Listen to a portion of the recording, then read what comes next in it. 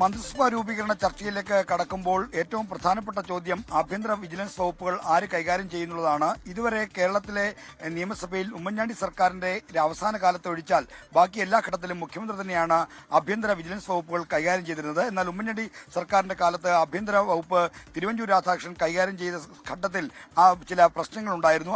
അത്തരം പ്രശ്നങ്ങൾ ആവർത്തിക്കാതിരിക്കാനുള്ള മുൻകരുതൽ എന്ന നിലയ്ക്കാണ് ആഭ്യന്തര വിജിലൻസ് വകുപ്പുകൾ മുഖ്യമന്ത്രി തന്നെ കയ്യിൽ വെക്കണം എന്നൊരു അഭിപ്രായം നിയുക്ത മുഖ്യമന്ത്രി വി.ഡി. സതീശൻ പ്രകടിപ്പിക്കുന്നത്. അല്ലാത്തപക്ഷം മന്ത്രിസഭയിൽ പല അധികാര കേന്ദ്രങ്ങൾ ഉണ്ടാകുമെന്ന പ്രശ്നമുണ്ടാകും. അതുകൊണ്ട് തന്നെ ആഭ്യന്തര വിജിലൻസ് വകുപ്പ് താൻ തന്നെ കൈകാര്യം ചെയ്യുമെന്ന നിലപാടിലാണ് വി.ഡി. സതീശൻ ഉള്ളത്.